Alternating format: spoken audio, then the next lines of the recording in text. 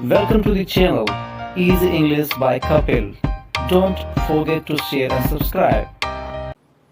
Hello friends, welcome to my channel easy English by Kapil. एक बार फिर से आप लोगों का स्वागत है मेरे YouTube channel easy English by Kapil में। आज हमारा जो टॉपिक है दोस्तों वो है नरेशन। कौन सा टॉपिक है? Narration. Let me tell you.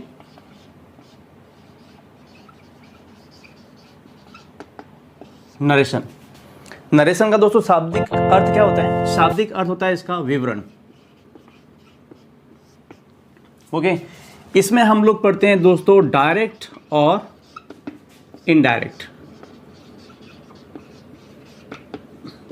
हम लोग इसमें ये चीज़ पढ़ते हैं। अब इसमें हम क्या पढ़ेंगे? यानी कि दोस्तों आपको एग्जाम्स के अंदर इंग्लिश ग्रामर में डायरेक्ट से इनडायरेक्ट बनाने के सेंटेंस आपको दिए जाते हैं। ओके मैं आपको सिर्फ इसकी पहचान बता रहा हूँ। यानी दोस्तों डायरेक्ट से इनडायरेक्ट बनाने के सवाल आपको नरेशन में दिए जाते हैं। ओके, लेकिन अब मेरा चूंकि सवाल ये है दोस्तों कि ये नरेशन इंग्लिश ग्रामर में हम लोग क्यों पढ़ते हैं और हमें क्यों इस नरेशन का यूज़ करना ज़रूरी हो जाता है। इसको समझने के लिए मुझे एक एग्जाम्पल की हेल्प लेनी होगी।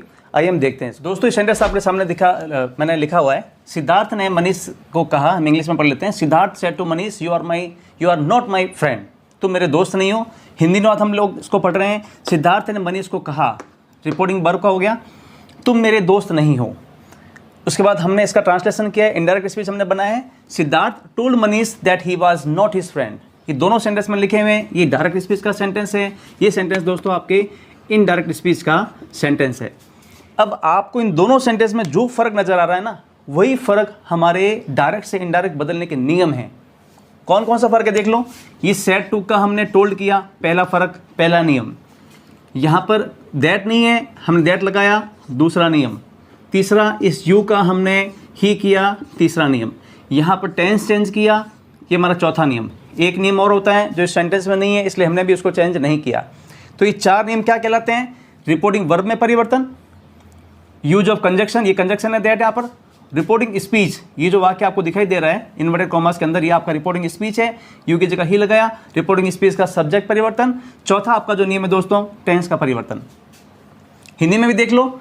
सिद्धार्थ ने मनीष को बताया कि वह उसका दोस्त नहीं था। कि जितने आप चेंजेस देख रहे हो ना दोस्तों, 1 2 3 4 5 भी होता है, 5 इसमें नहीं है। ये चार के चार आपका जो चेंजेस दिख रहा है, ये चेंजेस ही हमारे डायरेक्ट से इनडायरेक्ट बदलने के नियम है दोस्तों। अब एक सवाल यहाँ पर ये हो जाता है कि आप लोग इस नरेशन को हम लोग क्यों पढ़ते हैं? वाई, हम इसको पढ़ते क्यों है दोस्तों? इसका उत्तर सुनिए। अगर आप लोग इस इनडायरेक्ट का प्रयोग नहीं करते हो ना इंग्लिश के अंदर, तो हमेशा डायरेक्ट स्पीच के सेंटेंस को अगर आप एज इट इज़ ज्यों का त्यों अगर आप रख दोगे ना दोस्तों, तो उसके अर्थ का अनर्थ हो जाएगा। कैसे होगा?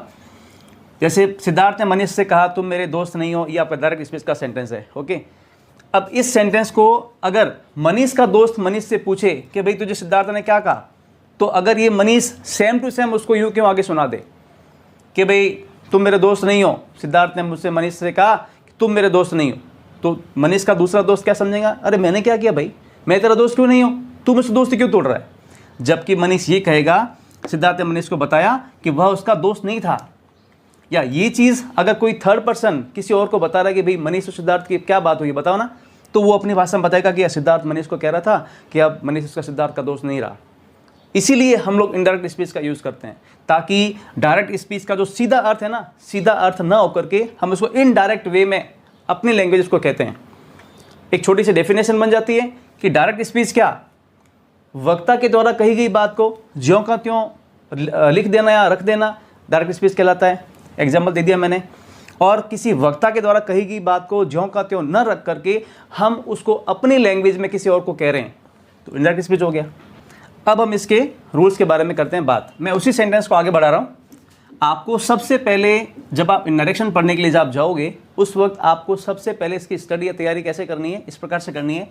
आपको इस पूरे सेंटेंस के ध्यान से समझना पड़ेगा कि इस सेंटेंस के कौन से भाग को अपन क्या कहते हैं। तो ये जो सेंटेंस आपको दिख रहा है ना, यहाँ से लगाकर यहाँ तक का, सिद्धार्थ सेड टू मनीष, अपन दोस्तों इसको बोलते हैं रिपोर्टिंग वर्ब। क्या बोलते हैं? Reporting verb. और जो ये भाग आपको इन्वर्टेड कॉमास के अंदर दिख रहा है ना दोस्तों, जो भाग सेंटेंस का इन्वर्टेड कॉमास के अंदर होता है अपन उसको बोलते हैं दोस्तों रिपोर्टिंग स्पीच। ये दोनों चीज आप याद कर देना। स्पीच का मतलब होता है कथन, ठीक है। आपको मैं गोल्डन रूल बता देता हूं, कौन सा सेंटेंस कथन कहलाता है। चाहे आप हिंदी में स्टडी कर रहे हो या इंग्लिश पढ़ रहे हो, अगर कभी भी कोई भी लाइन आपके इस प्रकार से इन्वर्टेड कॉमास के अंदर बंद होकर लाइन आती है ना, इसका मतलब वो स्पीच है, इसका मतलब वो कथन है दोस्तों। तो हमारा डायरेक्ट स्पीच का जो पूरा सेंटेंस है, हमने इस पूरे सेंटेंस को दो भागों में बांटा हुआ है। आप बांटो या मत बांटो, आपको याद करना पड़ेगा, क्योंकि एक भाग रिपोर्टिंग वर्ब होता है जो कि इन्वर्टेड कॉमास के बाहर है, जो भाग इन्वर्टेड कॉमास के अंदर है उसको बोलते हैं रिपोर्टिंग स्पीच। अब हम जब डायरेक्ट से इनडायरेक्ट बनाने का प्रयास करेंगे या जब बनाएंगे, उस वक्त आपको इन्हीं दो भागों में कुछ चेंजेस करने पड़ेंगे। वो चेंजेस मैं अभी आपको बता चुका हूँ, अब मैं चेंजेस को नोट कर रहा हूँ। आप एक एक करके सारे चेंजेस अपनी कॉपी में भी प्लीज़ नोट कर लें, क्योंकि बहुत इंपॉर्टेंट है। ओके, आइए हम इसको नोट कर। अब देखिए दोस्तों, मैंने यहाँ पर आपको डायरेक्ट से इनडायरेक्ट बनाने के कुछ 5 रूल्स बोर्ड पे मेंशन किए हैं। मैं प्लीज़ आप लोगों से रिक्वेस्ट करना चाहूँगा कि आप लोग सारी इंपॉर्टेंट इन्फॉर्मेशन के जो वीडियोस में जो पिक्चर्स आपको दिखाई दे रही है, आप उसका स्क्रीनशॉट लेके सेव रख दें या फिर अपनी कॉपी में इसको नोट डाउन कर लें। ओके, अब देखिए सबसे पहला नियम क्या होता है। आरवी का मतलब है रिपोर्टिंग वर्ब। मैं बता चुका हूँ आपको रिपोर्टिंग वर्ब आरवी में परिवर्तन। अभी हमने एक सेंटेंस में करके बताया था, इसी सेंटेंस को करके बताया था हमने, सेड टू का टोल्ड हुआ था, रिपोर्टिंग वर्ब में परिवर्तन। ये आपका पहला नियम है जब आप डायरेक्ट से इनडायरेक्ट बनाते हो तब। दूसरा आपका नियम है यूज ऑफ कंजक्शन। कंजक्शन कौन सा? ये दोनों रिपोर्टिंग वर्ब और रिपोर्टिंग स्पीच को जोड़ने के लिए जो कंजक्शंस हम लोग लगाते हैं उसको अपन यूज ऑफ कंजक्शन का रूल अपन कहते हैं। तीसरा आपका नियम है दोस्तों रिपोर्टिंग स्पीच के सब्जेक्ट यानी कि प्रोनाउन में परिवर्तन। सब्जेक्ट कौन सा? ये रिपोर्टिंग स्पीच आपको दिख रही है, इसका यू है, हमने यू की जगह ही यूज किया था। तो ये कैसे हुआ था हम अभी आपको आगे बताएंगे। उसके बाद फोर्थ है आपका रिपोर्टिंग स्पीच के टेंस में परिवर्तन। ओके, रूल्स 5 आपका कह रहा है रिपोर्टिंग स्पीच के एडवर्ब में परिवर्तन। ये 5 आपके गोल्डन रूल्स आप कह दीजिए। ये पांचों रूल्स अगर आप देख लेते हैं और अगर आप इन्हीं पांचों रूल्स को दिमाग में रखते हुए किसी भी डायरेक्ट स्पीच का अगर आप इनडायरेक्ट बनाना चाहते हैं तो इजी गोइंग आपके वो सेंटेंस बन जाएगा।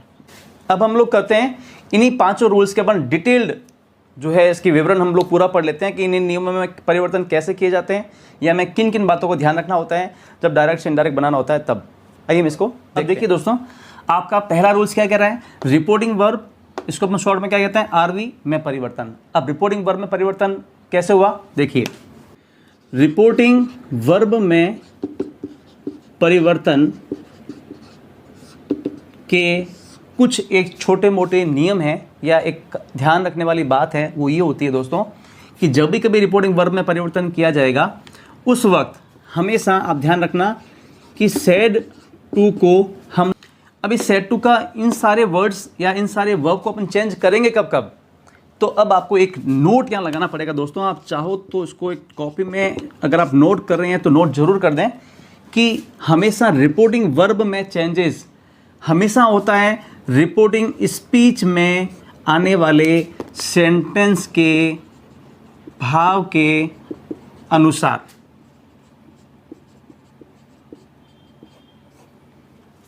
ओके, कैसे हुआ अपन एक एग्जांपल से भी इसको देख सकते हैं, बिना एग्जांपल के भी एक बार सुन लीजिए।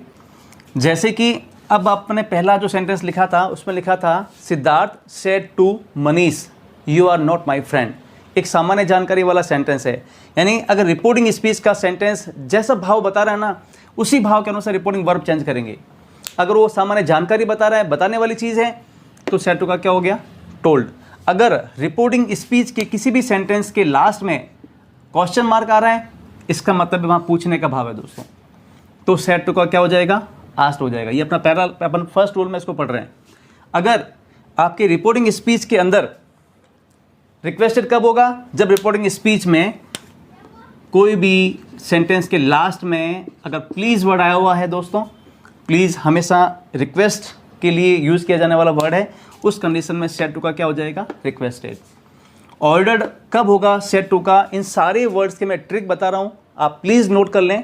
ये ऑर्डर कब होगा दोस्तों? जब आपके रिपोर्टिंग स्पीच का कोई भी सेंटेंस अगर हो, उस सेंटेंस का पहला वर्ड, फर्स्ट वर्ड जो होगा ना दोस्तों, पहला जो वर्ड होगा वो फर्स्ट वर्ड आपके वर्ब होनी चाहिए। क्या होना चाहिए? वर्ब।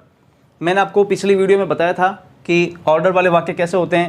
जैसे आपने सुना होगा, open the gate, come here, close the window. इन सारे सेंटेंस में पहला वर्ड क्या आ रहा है? वो वर्ब आ रहा है और वर्ब की फर्स्ट फॉर्म आ रही है। तो वो सारे सेंटेंस जिनके पहले वर्ड अगर वर्ब के फर्स्ट फॉर्म में आते हैं, दैट मीन्स वो सेंटेंस आपके आदेशात्मक हैं, आज्ञार्थक सेंटेंस हैं, और इन सेंटेंस को अपन ऑर्डर में ही हम इसको कंसिडर करेंगे। तो यहाँ पर सेट टू का क्या हो जाएगा? ऑर्डर हो जाएगा। अब सजेस्टेड कब होता है? सजेस्टेड का मतलब होता है सुझाव, किसी को सुझाव देना। तो आपने कई बार सुना होगा दोस्तों कि लेट वाले सेंटेंस होते हैं, लेट्स प्ले क्रिकेट यार, आज बहुत बैठा बैठा पक गए हैं, चलो हम क्रिकेट खेल के आते हैं, let's watch a new movie. ये आप सुझाव दे रहे हो, चलो ना अपन बाहर घूम के आते हैं, चलो ना अपन ये करते हैं, चलो ना अपन पानी पूरी खाते हैं आज। तो ये लेट वाला जो सेंटेंस है ना, वो लेट वाले सेंटेंस जब कभी आएंगे तो उस कंडीशन में रिपोर्टिंग स्पीच को जब आप बदलोगे तो सेट टू का वहाँ पर सजेस्ट, रिपोर्टिंग वर्ब को आप बदलोगे तो सेट टू का सजेस्टेड हो जाएगा। अब बात आती है एडवाइस की। एडवाइस का मतलब होता है सलाह देना। सलाह वाला वाक्य दोस्तों जब होता है, जब रिपोर्टिंग स्पीच के अंदर कभी भी कोई सेंटेंस अगर होगा ना तो उसमें आपको शुड वाला यूज़ मिलेगा, है ना। मैं कोशिश करूँगा सारे एग्जाम्पल्स के साथ में समझाने के, लेकिन ये पॉसिबल नहीं है क्योंकि ये टॉपिक फिर बहुत लेंदी हो जाएगा, 1-2 घंटे का वीडियो हो जाएगा और आप लोग भी पक जाओगे। तो आप लोग हो सकेगा, मैं मेरा प्रयास करूंगा कि इसमें कुछ एग्जांपल्स मैं लास्ट में मैं ऐड करूंगा, ताकि आपको क्या सारे जो मैंने बातें बता रहा हूँ आप उसको आराम से स्क्रीनशॉट लेकर के तसल्ली से इसको पढ़ें, बहुत आपको मज़ा आएगा। नेक्स्ट वीडियोज़ में भी हम इसका अच्छे से करने का प्रयास करेंगे। एडवाइस का अगर कोई सेंटेंस शुड वाला प्रयोग आता है ना, तब एडवाइस लिखते हैं। डॉक्टर ने बोला पेशेंट को, you should take rest at home, आपको घर पे सलाह, आपको घर पे जो है रेस्ट करनी चाहिए। तो शुड का मतलब हुआ वहाँ यूज़ हुआ, यहाँ पर क्या हो जाएगा? सेट टू का एडवाइस हो जाएगा। फॉरबिड कब होता है? तो देखो दोस्तों, अब इस फॉरबिड के लिए आपको एक बात समझनी पड़ेगी। ये फॉरबिड थोड़ा सा संबंधित है इस ऑर्डर वाले वाक्य के साथ में। कैसे संबंधित है? कि जब ऑर्डर वाला वाक्य होगा तो उसमें सीधा पहला वर्ड वर्ब की फर्स्ट फॉर्म होगी। हम बात कर रहे थे, फॉरबिड की बात कर रहे थे, है ना। तो फॉरबिड कब होता है? जब आपके ऐसा सेंटेंस जिसके पहले वर्ड के साथ में नॉट इंक्लूडेड हो। आपने सुना होगा, जैसे बोलते हैं डोंट कम हेयर, ये डोंट आ गया ना। तो जब कभी किसी सेंटेंस के अंदर स्टार्टिंग में, शुरुआत में ही डू नॉट या डोंट वर्ड यूज़ किया जाता है, इसका मतलब है आपको उस सेंटेंस में मनाही की गई है। इसका शाब्दिक अर्थ क्या है? वो मनाही करना, कोई काम करने के लिए मना करना। अरे ऐसा मत करना, don't come here, don't do this, don't purchase this, don't by this, ये सारे वर्ड्स क्या कहलाते हैं? आपके फॉरबिड में आते हैं। इसीलिए ऐसे वाक्यों का इंडायरेक्ट बनाते समय आप सेट टू का क्या करोगे? सीधा फॉरबिड करोगे। अब ये जो वर्ड दिख रहा है आपको, इंक्वायर्ड, INQUIRED, इंक्वायर्ड यानी पूछताछ। तो पूछताछ का हक हम ऐसा मानते हैं पुलिस वालों को होता है। पुलिस वाला अगर कभी वो सेंटेंस होता है ना, पुलिस का सेंटेंस होता है दोस्तों, उस कंडीशन में आप सेट टू का इंक्वायर्ड वर्ड इस्तेमाल करेंगे जब आप रिपोर्टिंग वर्ब को चेंज करोगे तब। कमांडेड मिलिट्री के लिए यूज किया जाने वाला वर्ड है। इसका कमांड देना, एक्सक्लेम्ड विद सोरो, exclaim with Joy, exclaim with surprise. अब ये तीनों के तीनों, एक्सक्लेम विद सोरो, exclaim with Joy, exclaimed with surprise, ये तीनों कब यूज करते हैं अपन? जब कभी आपके रिपोर्टिंग स्पीच का कोई सेंटेंस आता है, उस सेंटेंस के सबसे पहला जो वर्ड होगा ना, उस वर्ड में आपको ये कुछ वर्ड्स नजर आएंगे। ब्रेवो, अलाश, आ, ओ, हुर्रा, ये कुछ ऐसे वर्ड हैं। देखो लास्ट में एक्सक्लेमेशन साइन आ रहा है ना, ये इसको बोलते हैं एक्सक्लेमेशन साइन, यानी कि विस्मयादि बोधक वर्ड। तो ये विस्मय वाले जब भी कभी सेंटेंस, कोई ऐसा सेंटेंस आपके आता है विस्मयादि बोधक वाला रिपोर्टिंग स्पीच के अंदर, उस कंडीशन में सेट टू रिपोर्टिंग वर्ब जो है वो सीधी आपको इन सोरो, जॉय या सरप्राइज में बदलेगी। सरप्राइज में तब बदलती है जब सेंटेंस में सरप्राइज आ रहा है तब। सोरो में कब बदलती है? जब दुख हो रहा है तब। और जॉय में कब बदलती है? जब आनंद वाला वर्ड होता है तब। अब ये वर्ड्स जो बता रहा हूँ ना, इसमें कुछ वर्ड ऐसे हैं दोस्तों, जो कुछ वर्ड हैं वो दुख वाले हैं, कुछ आश्चर्य के हैं, कुछ तकलीफ के हैं। जैसे आप देख रहे हो हुर्रा, ये खुशी वाला वर्ड है, तो एक्सक्लेम विद जॉय। ये आपके सरप्राइज दुख वाला वर्ड है, तो सोरो। ब्रेवो अच्छा वर्ड है, यानी कि जॉय वाला। अलास दुख का वर्ड है, इसका मतलब है सोरो। और ओ ये आपके सरप्राइज का वर्ड है, तो ये आपका हो गया सरप्राइज। ये सारे, ये मैंने सब पहला रूल बताया।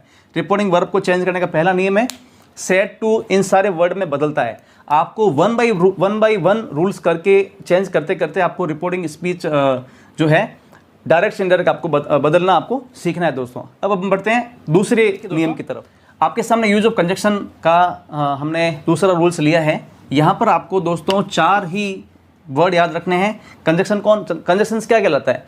रिपोर्टिंग स्पीच और रिपोर्टिंग वर्ब को जोड़ने वाला वर्ड, उसको कहते हैं कंजक्शन। ओके, 4 कंजक्शन है, दैट, टू, इफ या वेदर और WH वर्ड। अब इसका यूज कहाँ कहाँ करना है वो देखो, ये थोड़ा सा कंसर्न है, संबंधित है आपके फर्स्ट रूल के साथ में। कैसे दोस्तों? अब पहले का जो रूल्स था उसमें हमने किया था रिपोर्टिंग वर्ब में परिवर्तन। तो रिपोर्टिंग वर्ब में जो परिवर्तन होता है ना, उसी परिवर्तन के अकॉर्डिंग हम आगे बढ़ते हुए नरेशन का दूसरा नियम यानी कि इस कंजक्शन का प्रयोग करना हम सही ढंग से प्रयोग करना हम सीखते हैं। जैसे अगर आपको ध्यान है, रिपोर्टिंग वर्ब में अगर आपके सेड टू का टोल्ड आ रहा है, बदल रही है, अब ये नियम जैसा भी है वो पहले बताया जा चुका है।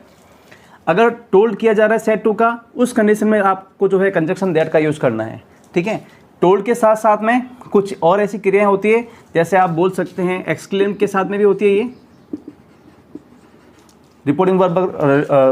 अगर रिपोर्टिंग वर्ब एक्सक्लेम में बदलती है तभी अपन कंजक्शन दैट का प्रयोग कभी कभार करते हैं, कभी कभार नहीं भी करते हैं। ये अपन आगे के सेंटेंस में इसको अपन समझ लेंगे। ठीक है, तो ये छोटी सी जानकारी थी कंजक्शन दैट के लिए, बाकी कहीं पर भी दैट का यूज अपन नहीं करते हैं दोस्तों। अब अपन बात करते हैं टू की। तो टू कंजक्शन ऐसा कंजक्शन है, ये कब यूज होता है? जब आपके रिपोर्टिंग वर्ब अगर बदली हुई हो सर एडवाइज में,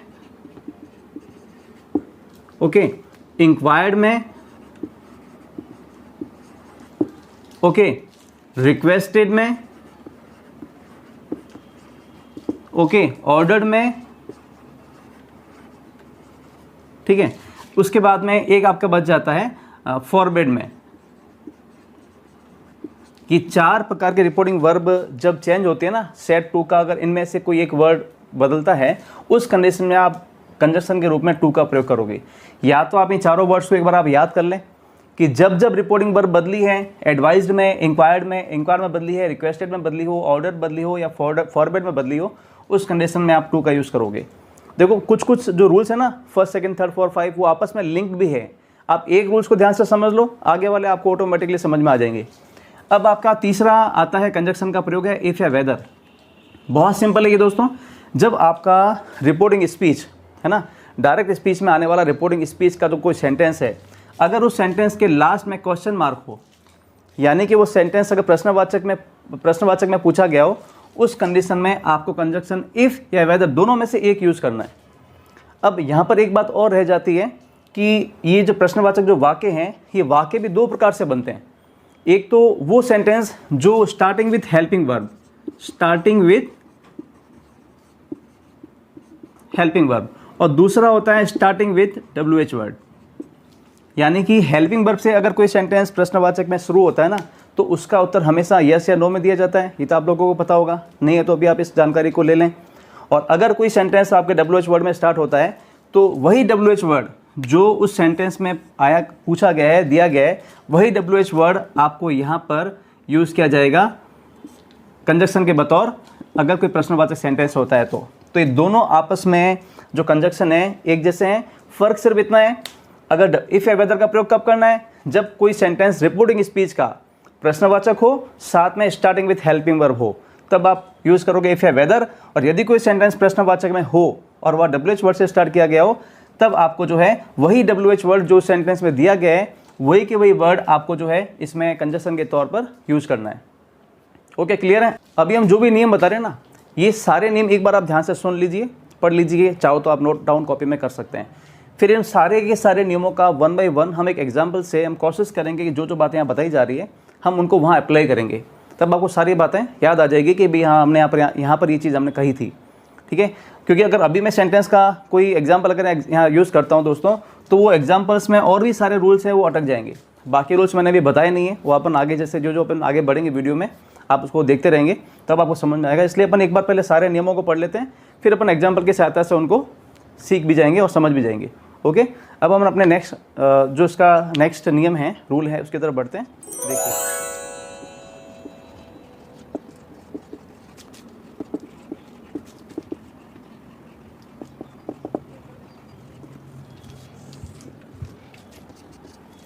ओके, अब देखिए दोस्तों,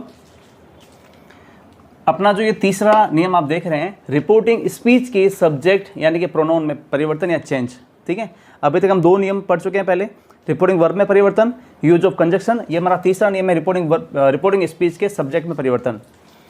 रिपोर्टिंग स्पीच के सब्जेक्ट में या प्रोनाउन में परिवर्तन का नियम हम लोग एक एग्जाम्पल की सहायता से ही अच्छा सा समझ सकते हैं। मैंने यहाँ पर एग्जाम्पल दिया हुआ है, Nidhi said to her mother, Nidhi ने अपनी मम्मी से बोला I have not finished my meal, अभी तक मैंने अपना भोजन खत्म नहीं किया है मम्मी। ओके, अब इसका हम पहले बनाते हैं, डायरेक्ट बनाते हैं, तो हम कह सकते हैं Nidhi told her mother that she had not finished her meal। अब हमारा कंसर्न क्या है वो देखो, हमारा कंसर्न ये है कि हम यहाँ पर क्या पढ़ रहे हैं, रिपोर्टिंग स्पीच के सब्जेक्ट में परिवर्तन। तो ये आपका रिपोर्टिंग स्पीच है। अब ये रिपोर्टिंग स्पीच को आप यूँ कह सकते हो रिपोर्टिंग RS, रिपोर्टिंग स्पीच, ये आपका है RV, रिपोर्टिंग वर्ब। तो रिपोर्टिंग स्पीच का सब्जेक्ट यानी I, अब यहाँ I का C चेंज हुआ ना, अब ये C कैसे हुआ, ये हमारा कंसर्न है। एक्चुअल में हम इस सब्जेक्ट को प्रोनाउन भी कहते हैं दोस्तों।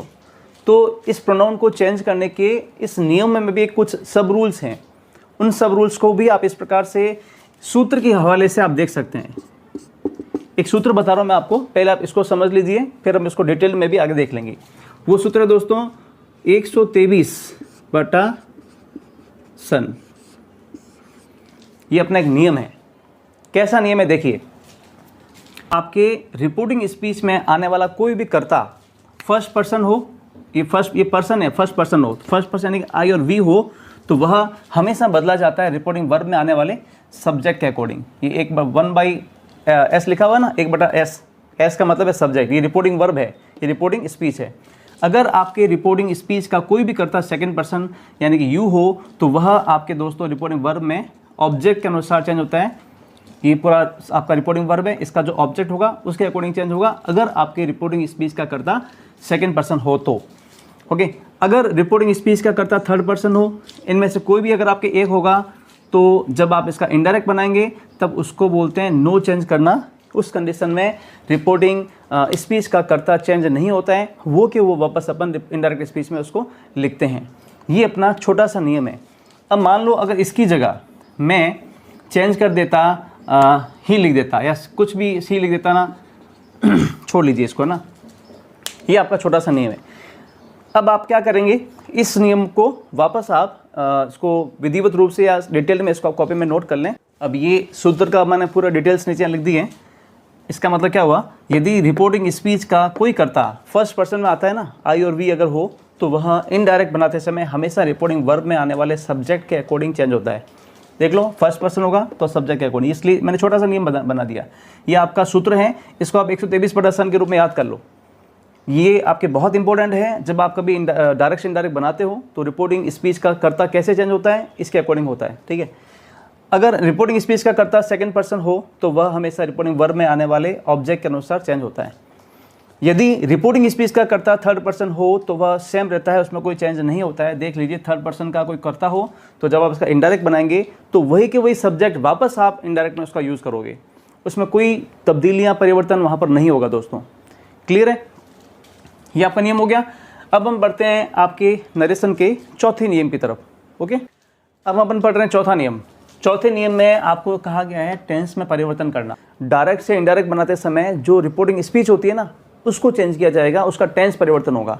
तो उसका टेंस परिवर्तन का नियम इस प्रकार से है, अगर डायरेक्ट स्पीच का सेंटेंस जो है प्रेजेंट सिंपल टेंस का बना हुआ हो कोई सेंटेंस, तो जब आप उसका इनडायरेक्ट बनाओगे तो वो रिपोर्टिंग स्पीच वाला जो वाक्य होगा वो पास्ट सिंपल में बदल जाएगा।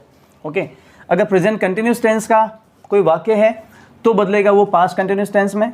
प्रेजेंट परफेक्ट टेंस का कोई सेंटेंस है तो वो बदलेगा पास्ट परफेक्ट टेंस के अंदर।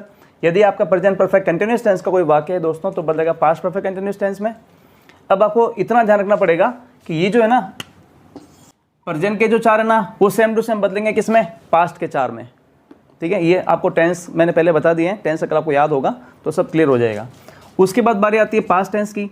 अगर पास्ट सिंपल टेंस का कोई रिपोर्टिंग स्पीच बनी हुई है तो क्या करेंगे अपन इनडायरेक्ट बनाते समय, तो अपन करेंगे उसको पास्ट परफेक्ट में चेंज करेंगे। पास्ट कंटिन्यूस का बना हुआ है तो वो चेंज होगा पास्ट परफेक्ट कंटिन्यूस टेंस में। अगर वो पास्ट परफेक्ट टेंस का बना हुआ है तो वो सेम रहेगा। पास्ट ये सिंबॉलिकल इसका मैंने यूज़ किया हुआ है, past perfect continuous tense same to same यहाँ पर रहेगा। अगर कोई सेंटेंस डायरेक्ट स्पीच पर बना हुआ है पास्ट परफेक्ट कंटिन्यूस टेंस का, तो नो चेंज, मतलब वो उसी टेंस में ही आगे बढ़ेगा। और अगर किसी भी टेंस में किसी भी सेंटेंस के अंदर ये सारे मॉडल्स आते हैं तो अकॉर्डिंगली चेंज होंगे। जैसे अगर कैन यूज़ किया हुआ है डायरेक्ट स्पीच में तो कैन का हो जाएगा कुड, अगर विल यूज़ किया हुआ है तो विल का वुड हो जाएगा, शेल यूज़ किया हुआ है तो शेल का शुड हो जाएगा, मे है तो माइट हो जाएगा। ये कंडीशंस है टेंस में चेंज करने की जब अपन डायरेक्ट इनडायरेक्ट बनाते हैं तब। ये बेसिक चीज़ें हैं, ठीक है। हम इसके एग्जाम्पल से भी आगे लेने का अपन कोशिश करेंगे। अब अपन बढ़ते हैं अगले वाले स्टेप की तरफ, 5वें नियम की तरफ। पर उससे पहले दोस्तों एक रूल्स है, वो रूल्स आपको ध्यान रखना पड़ेगा। टेंस में चेंज तब होगा जब आपके रिपोर्टिंग वर्ब जो वाक्य होगा ना, अगर वो वाक्य पास्ट टेंस का है तो ही आपके रिपोर्टिंग स्पीच का टेंस परिवर्तन होगा। टेंस परिवर्तन के नियम में एक कंडीशन, एक शर्त है। शर्त यही है कि जब कभी आप डायरेक्ट से इनडायरेक्ट बनाते हो उस कंडीशन में अगर डायरेक्ट स्पीच का कोई सेंटेंस या रिपोर्टिंग वर्ब जो है, सेंटेंस का एक भाग जो मैं पहले बता चुका हूँ, रिपोर्टिंग वर्ब जो है वो ज़रूरी है वो पास्ट टेंस में हो। अगर रिपोर्टिंग वर्ब पास्ट टेंस में नहीं होगी तो ये टेंस परिवर्तन तब नहीं होगा जैसा डायरेक्ट स्पीच का सेंटेंस दिया हुआ है रिपोर्टिंग स्पीच का, वो क्यों वापस अपन इनडायरेक्ट में उसको यूज़ करेंगे। हम इस चीज़ को एग्जाम्पल से भी बता देते हैं, अभी आपको एक बार आप देख लीजिएगा। जैसे कि मैं आपको बता दूं, यहीं बता देता हूं। जैसे राम सेड टू लक्ष्मण, है ना। अभी रिपोर्टिंग वर्ब है, यहाँ पर क्या आ रहा है, सेड टू आ रहा है ना, यानी पास से सेड ये पास्ट टेंस का है। जब ये पास्ट टेंस का होगा रिपोर्टिंग वर्ब, उसी कंडीशन में टेंस चेंज होगा। अगर यहाँ पर ऐसा होता ना राम सेज, अगर यहाँ ऐसा होता राम सेज या राम विल से, उस कंडीशन में जो आगे आने वाला रिपोर्टिंग स्पीच का जो टेंस है वो अपन इनडायरेक्ट में चेंज नहीं करते हैं दोस्तों। ये गोल्डन रूल है और यहाँ पर बहुत सारे बच्चे कई बार गलती कर देते हैं। आप ही गलती नहीं करेंगे, मैं आशा करता हूँ आप इस चीज़ को तुरंत अपने माइंड में सेट कर लीजिए कि जब रिपोर्टिंग वर्ब अगर पास्ट टेंस में हो तो ही रिपोर्टिंग टेंस का नियम हमारे काम आएगा, अदरवाइज टेंस का रूल्स हमारे यहाँ काम नहीं आएगा। जैसा टेंस लिखा हुआ है रिपोर्टिंग स्पीच के अंदर वो कि वो अपन इनडायरेक्ट स्पीच में उसको अपन लिखेंगे। ओके, अब अपन बढ़ते हैं आगे वाले स्टेप की तरफ। हमारा ये जो हमारी लास्ट नियम है एडवर्ब में परिवर्तन। एडवर्ब में परिवर्तन का मतलब क्या, कौन सा एडवर्ब यहाँ पर काम जो होती है वह उस वाक्य में आने वाली क्रिया की यानी कि वर्ब की विशेषता बताता है, इसलिए अपन इसको बोलते हैं क्रिया विशेषण। तो क्रिया विशेषण को भी चेंज किया जाता है जब आप डायरेक्ट से इनडायरेक्ट बनाते हैं तब। तो ये कैसे होता है एक बार आप देख लीजिए। जैसे यहाँ पर मैं लिख देता हूँ, अगर आपके डायरेक्ट स्पीच का कोई सेंटेंस में एडवर्ब दिस आ रही हो तो वहाँ पर इनडायरेक्ट बनाते समय वो दैट हो जाएगी। अगर एट दिस टाइम लिखा हुआ हो तो एट दैट टाइम हो जाएगा। नाउ का देन, टुमारो का the next day, yesterday the previous day, the next day the following day. Okay, so far, here, there, today, that day. अगर 10 आता है वाक्य में तो सो, टू नाइट आ रहा है तो दैट नाइट, एगो आ रहा है तो बिफोर। इस प्रकार से सारे जो एडवर्ब है वो एडवर्ब अपन चेंज करते हैं डायरेक्ट से इनडायरेक्ट बनाते समय, ठीक है। अब हमें कुछ स्पेशल रूल्स हमको पढ़ने हैं। स्पेशल रूल्स क्या क्या होते हैं एक बार आप देख लीजिए। अब देखिए दोस्तों, यहाँ पर मैंने कुछ स्पेशल नोट डाला हुआ है कि जब आप कभी डायरेक्ट से इनडायरेक्ट बदलते हो ना तो कुछ खास सर्कमस्टेंसेज हमारे सामने आती है, कुछ खास इस टाइप के वाक्य आते हैं कि आपकी कलम रुक जाती है। तो आपकी कलम ना रुके या ऐसी आने वाली कुछ समस्याएं जो मेरे ध्यान में हैं जिसको मुझे आपको बताना मैं उचित समझता हूँ, तो आप उसको एक बार नोट कर लें। जैसे कि पहला एक मैंने स्पेशल नोट में डाला हुआ है, रिपोर्टिंग स्पीच का टेंस चेंज नहीं करना है कब, जब रिपोर्टिंग वर्ब प्रेजेंट टेंस या फ्यूचर टेंस में हो तो। ओके, दूसरी कंडीशन है जब रिपोर्टिंग स्पीच का सेंटेंस कोई भी यूनिवर्सल ट्रूथ हो या कोई साइंटिफिक फैक्ट हो या स्टेटमेंट हो या हैबिचुअल सेंटेंस हो, जिसका मैंने बता चुका हूँ, मैं आपको करेक्ट फॉर्म्स ऑफ वर्ब के समय बताया था। उस कंडीशन में ये जब यूनिवर्सल ट्रूथ वाले कोई सेंटेंस होते हैं ना, तब आप इनडायरेक्ट बनाते समय इनको डायरेक्ट से इनडायरेक्ट बनाते समय आप इनके टेंस को चेंज नहीं करोगे। ओके, दूसरा स्पेशल नोट यहाँ पर कह रहा है, सभी प्रकार के साइंस जैसे कि इन्वर्टेड कॉमा आता है, आपको पता है, आपके सिंपल कॉमा आता है, एक्सक्लेमेशन मार्क आता है, उल्टा आई जिसको अपन कहते हैं, एक आपके आता है प्रश्नवाचक चिन्ह, इंटरोगेटिव सेंटेंस एटसेट्रा। ये सारे के सारे साइंस है ना दोस्तों, इनडायरेक्ट बनाते समय वो हटा दिए जाते हैं, वो हट जाते हैं। और क्या करते हैं, सबको हटा देने के बाद में सेंटेंस को असर्टिव यानी कि साधारण वाक्य बनाना जरूरी होता है जब आप इनडायरेक्ट बनाते हो तब। इसका भी उदाहरण मैं आपको लेकर के अच्छे से समझाऊंगा अभी। तीसरा आपको कह रहा है कि मस्ट को हैड टू में बदलना। अक्सर अच्छे अच्छे बच्चे यहाँ पर मात खा जाते हैं कि मस्ट को कब हैड टू में बदलना चाहिए, मस्ट को कब वुड हैव में बदलना चाहिए। सबसे पहले अपन बात करते हैं इस मस्ट की कि मस्ट मॉडल किस टाइप का है।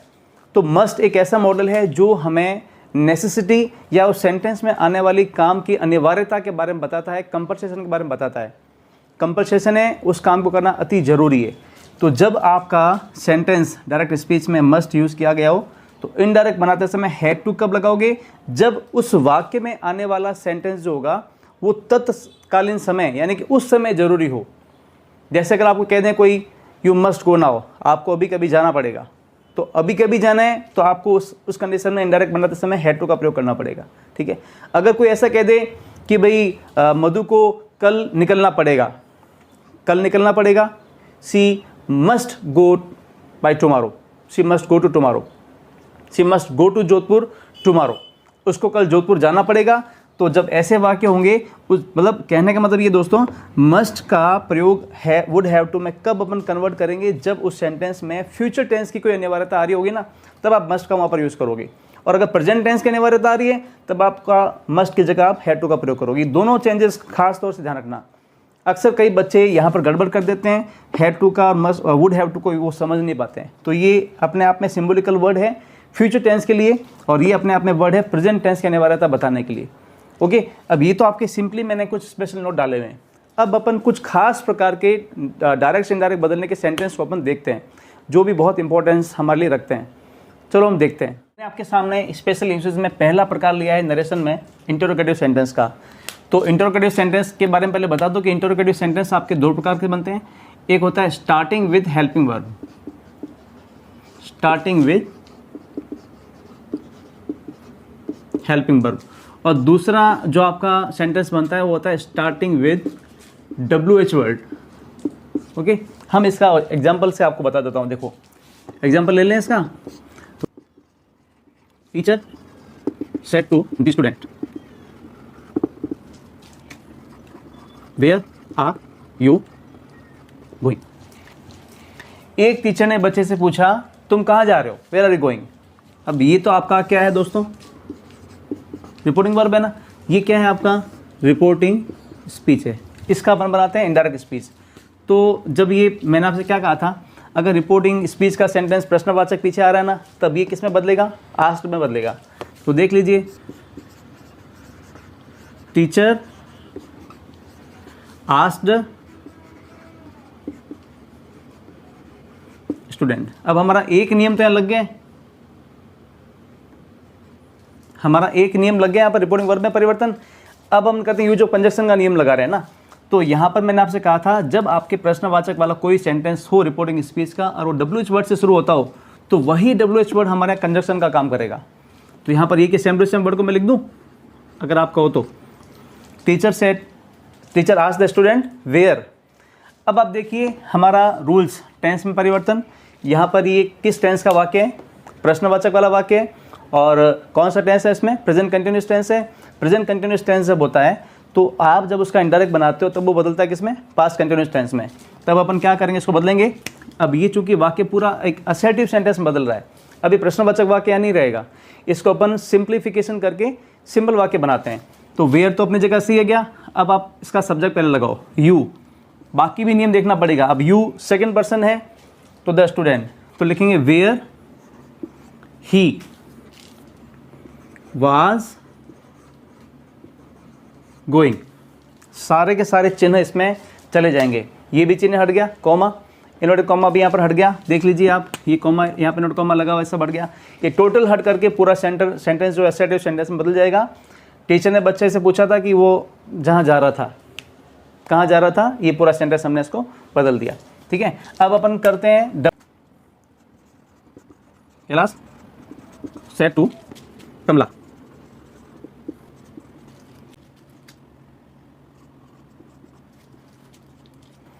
क्या सेंटेंस है? Kailash said to Kamla, do you eat onion, यानी प्याज। अब इसका इंडायरेक्ट कैसे बनेगा? Kailash asked Kamla if she ate onion. ध्यान रखना, बाकी सारे के सारे नियम यथावत चलेंगे। टेंस का भी परिवर्तन यहाँ पर होगा, यहाँ पर एक्सक्लेमेशन मार्क्स और सब बढ़ जाएंगे, सब्जेक्ट परिवर्तन होगा। मैं तो आपको ये बता रहा हूँ कि अगर इंट्रोगेटिव सेंटेंस हो तो अपन इफ है वेदर या डब्ल्यूएच वर्ड का प्रयोग कैसे करें। आगे के सेंटेंस में मैं ये भी बताऊंगा आपको कि सब्जेक्ट कैसे चेंज हुआ, टेंस चेंज कैसे हुआ। यहाँ पर भी अगर आप चाहो तो देख सकते हो। अब ये वाक्य आपके प्रेजेंट कंटिन्यूस टेंस का है, तो यहाँ प्रेजेंट कंटिन्यूस है तो ये आपके पास्ट कंटिन्यूस में हो गया। ये प्रेजेंट सिंपल का वाक्य, ये पास्ट सिंपल में हो गया। कंडीशन ये हुई कि जब आपने इसको इनडायरेक्ट में बदला ना, तब ये असर्टिव में बदल गया है। यानी असर्टिव टेंस का या पास्ट सिंपल टेंस का जो स्ट्रक्चर होगा ना, सब्जेक्ट, सेकंड फॉर्म, ऑब्जेक्ट, वो उस टेंस में आएगा।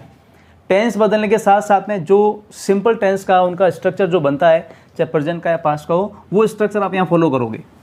अब ये प्रश्नवाचक के रूप में यहाँ पर नहीं है दोस्तों, ये आपका प्रश्नवाचक का एक इनडायरेक्ट स्पीच हो गया। अब अपन दूसरा लेते हैं, इंपेरेटिव सेंटेंस है ना, इसको अपन बोलते हैं हिंदी में आज्ञार्थक सेंटेंस। तो आज्ञार्थक सेंटेंस क्या होता है? जब आपको ध्यान रखना, इंपेरेटिव और ऑप्टेटिव दोनों में फ़र्क है। ऑप्टेटिव क्या होता है मैं आपको आगे बताऊँगा।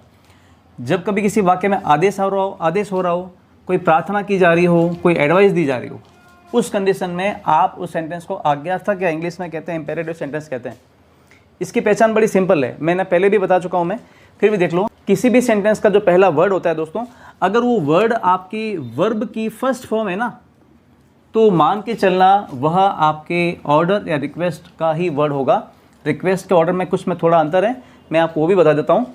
जैसे मैं आपको एक सेंटेंस कह रहा हूँ, फादर, ये डायरेक्ट स्पीच का वाक्य है, फादर सेड टू मी, पिताजी ने मुझे कहा। क्या कहा?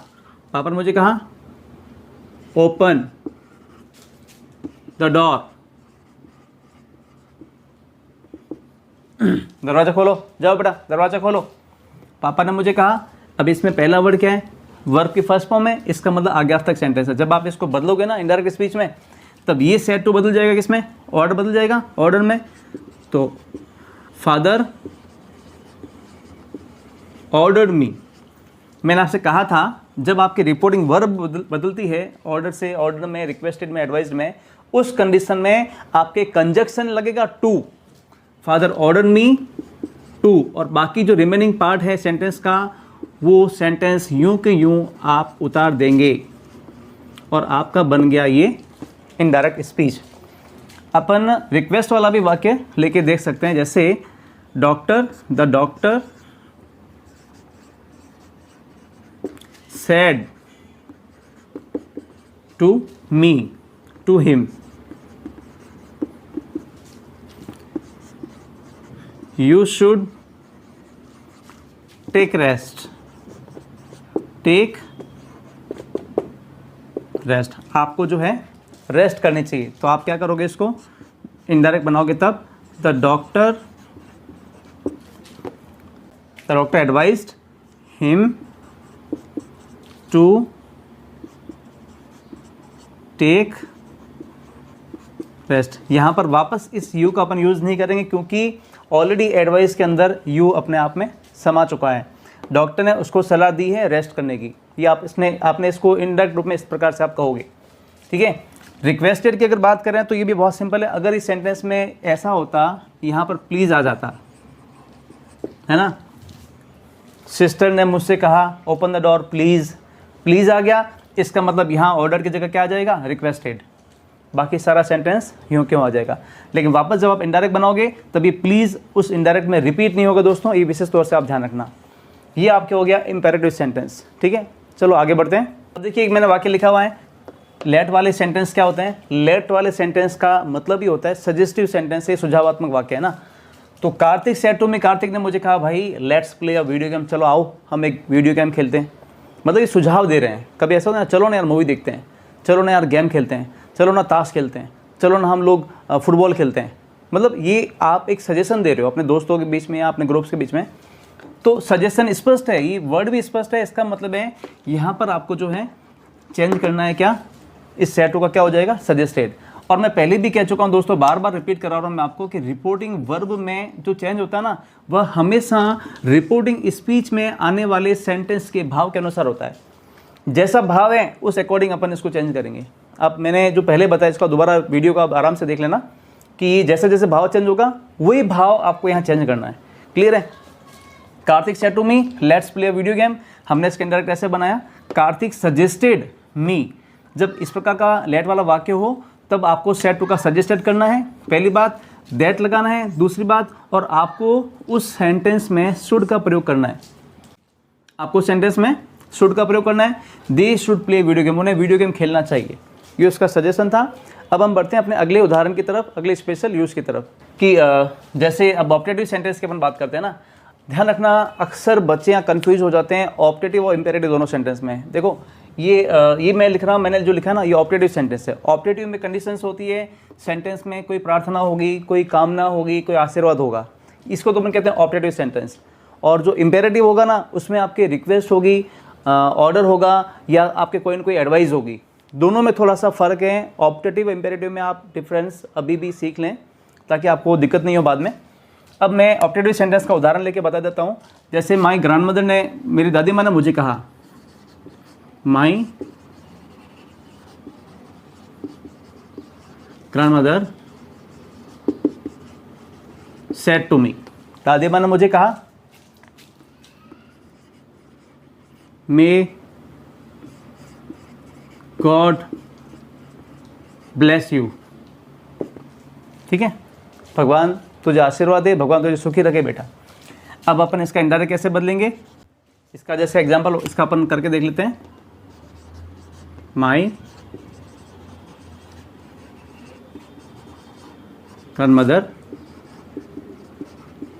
विश्ड मी दैट, देखना, that might blessed, sorry, God might bless me। है ना सिंपल? इस प्रकार से आपको ये सेंटेंस करना है ऑप्टेटिव वाला। ठीक है, अपना एक लास्ट था स्पेशल यूसेज के अंदर, चौथा था, लास्ट था ये एक्सक्लेमेटरी सेंटेंस। क्या होता है, जिसमें एक्सक्लेमेशन हो, विस्मय हो सेंटेंस में। आपने कई बार सुना होगा सेंटेंस के स्टार्टिंग में आपको ये वर्ड्स कई बार पढ़ने को मिलते होंगे, अलास, ओ, ब्रेवो, है ना। कई बार आपने सुना होगा जैसे कि वॉट, ये सारे एक्सक्लेमेशन वाले वर्ड्स हैं। तो एक्सक्लेमेशन वाले जो सेंटेंस होंगे उसको अपन एक्सक्लेमेटरी सेंटेंस कहते हैं। और जब आप इसको इनडायरेक्ट बनाते हो दोस्तों, उस कंडीशन में आपको इन वर्ड्स का मतलब समझते हुए रिपोर्टिंग वर्ब चेंज करनी है। अलास एक दुख वाला वर्ड है, तो आप इसका बोलोगे, जैसे मैं इसका उदाहरण से आपको बता सकता हूँ। अब जब ये वर्ड लिखे आते हैं ना, तब आपको रिपोर्टिंग वर्ब ऐसे ही बदलना पड़ेगा, exclaimed with,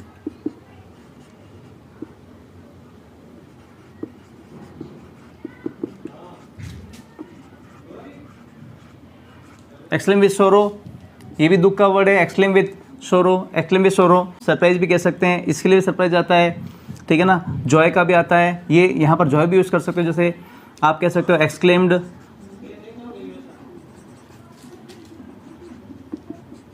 exclaim with Joy, exclaim with surprise, ये वर्ड आता है ना तो सरप्राइज आता है। तो जैसा जैसा जिसका भाव है उसी भाव के अनुसार आप एक्सक्लेम विद सोरो या जॉय, जो भी आपको उचित लगे वो आप इसको भर सकते हैं अकॉर्डिंग टू द वर्ड्स।